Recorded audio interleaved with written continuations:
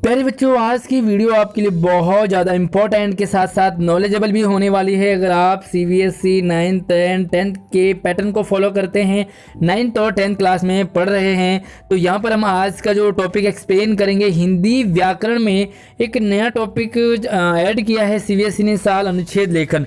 बहुत सारी गलतियां बच्चे इससे पेपर में करते हैं, फाइनल एग्जाम में आपको प्रॉब्लम ना आए, इसलिए यहाँ पर आपको उसको बारीकी से समझना है। कौन कौन सी बातों का आपने ध्यान रखना है, कौन कौन सी गलतियां आपने बिल्कुल नहीं करनी है, जिससे कि आपके 5 में से 5 पूरे मार्क्स आए। तो वीडियो को यार लाइक कभी कर लीजिए, अपने दोस्तों को भी जरूर शेयर कीजिए। तो चलिए एंड तक देखते हुए स्टार्ट करते हैं।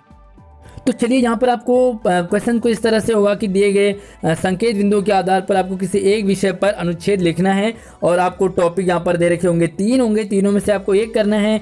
और ये मेन आपके पास टाइटल रहेगा, टाइटल के अंदर आपको पॉइंट्स होंगे, जैसे कि यहाँ इसमें 5 पॉइंट दे रखे, दूसरे वाले में 4 हैं, तीसरे में आपको 3 है। तो ये जो पॉइंट है ये 3 से 5 आपको दे रखे होंगे। आपको करना क्या है, तो सबसे पहले हम श्रम का महत्व वाले अनुच्छेद पर विचार करते हैं कि किस तरह से आपको इसे लिखना है, और तीनों को मैं एक्सप्लेन करूंगा। उसके बाद मैं बताऊंगा आपको कि कौन कौन सी आपको गलतियां नहीं करनी है और कौन कौन सी बातों का आपने ध्यान रखना है। तो चलिए, सबसे पहले हम यहाँ पर दिखाते हैं आपको श्रम का महत्व।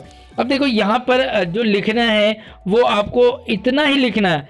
देखो, जितना आपको यहाँ पर दे रखा है ना, आपने इससे ज़्यादा बिल्कुल भी नहीं लिखना है। पहली बात तो ये कि यहाँ पर ये अनुच्छेद लेखन है, निबंध लेखन नहीं है, तो आपको लिमिटेड वर्ड्स यूज़ करने हैं। अब यहाँ पे देखो, टॉपिक आपने ऊपर लिखना है, सबसे पहला श्रम का महत्व। उसके बाद देखो, श्रम का तात्पर्य है तन मन से किसी कार्य को करने के लिए प्रयत्नशील होना। जीवन में सफलता प्राप्ति के लिए श्रम अनिवार्य है। परिश्रमी व्यक्ति के लिए कोई भी कार्य असाध्य नहीं होता। श्रम ही जीवन को गति प्रदान करता है, यानी कि उसे दिशा प्रदान करता है। परिश्रमी व्यक्ति को यश और धन दोनों ही प्राप्त होते हैं, जो मेहनती होता है। तो हम श्रम का महत्व बता रहे। श्रम शारीरिक स्वास्थ्य के लिए भी आवश्यक है। बिना श्रम के व्यक्ति अकर्मण्य हो जाता है। अकर्मण्य यानी कि बिल्कुल आलसी हो जाता है, जो बिना काम का, कुछ भी काम का नहीं रहता।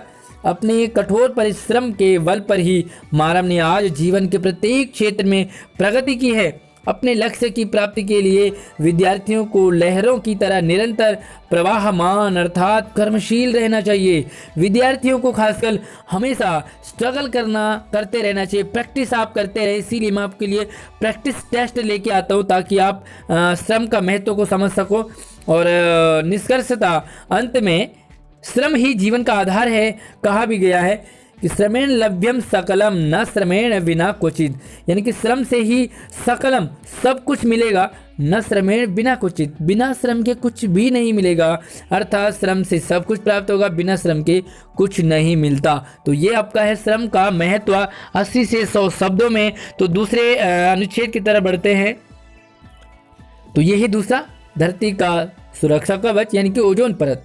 अब यहाँ पर देखो, लिखना कैसे आपने, तो उसके बाद मैं आपको टिप्स बताऊंगा कौन सी गलतियाँ नहीं करनी है। सबसे पहले देख लेते से कि ओजोन ऑक्सीजन के 3 परमाणुओं से मिलकर बनने वाली एक गैस है, जो वायुमंडल में एक पतली और पारदर्शी परत के रूप में पाई जाती है। ओजोन परत धरती के लिए एक सुरक्षा कवच का कार्य करती है। यह सूर्य से आने वाली पराबैंगनी किरणों से मानव, जीव जंतुओं और वनस्पतियों की रक्षा करती है। ग्लोबल वार्मिंग के कारण यह परत धीरे धीरे नष्ट हो रही है। ग्लोबल वार्मिंग के कारण धीरे धीरे परत जो है वो क्षीण हो रही है, नष्ट हो रही है, पतली हो रही है। धरती पर बढ़ता प्रदूषण, क्लोरोफ्लोरो कार्बन गैस, वृक्षों का अंधाधुंध कटाव, यानी कि ज़्यादा से ज़्यादा पेड़ कट रहे हैं, और वाहनों और फैक्ट्रियों से निकलने वाली कार्बन मोनोऑक्साइड गैस इसके क्षरण का प्रमुख कारण है। यानी कि इसे नष्ट करने के लिए सबसे एक कह सकते हैं कि सबसे कारगर है।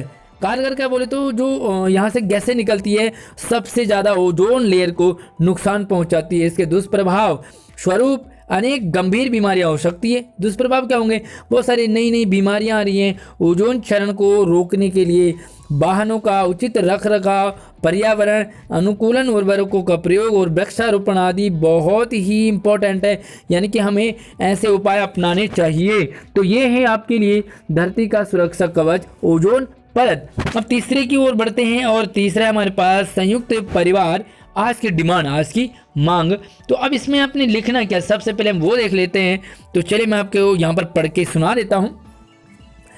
एक परिवार यानी कि एकल परिवार जिसमें एक से अधिक पीढ़ियों के लोग एक ही घर में मिलजुल कर साथ रहते हैं, है ना, उसे कहते हैं एकल परिवार। संयुक्त परिवार कहलाता है, ठीक है। संयुक्त यानी कि मिला जुला, जहाँ पर बहुत सारे एक ही परिवार में बहुत सारी पीढ़ियाँ रहती हैं, मतलब कि पापा चाचा दादा भी रहेंगे वहाँ पर, दादी भी रहेंगी, है ना, चाचा ताऊ सब रहेंगे। इसमें परिवार का वरिष्ठ सदस्य घर का मुखिया होता है, वो दादा हो सकते हैं। वही परिवार के सभी सदस्यों के कार्यों का विभाजन और उनके सुरक्षित रहने की व्यवस्था करता है।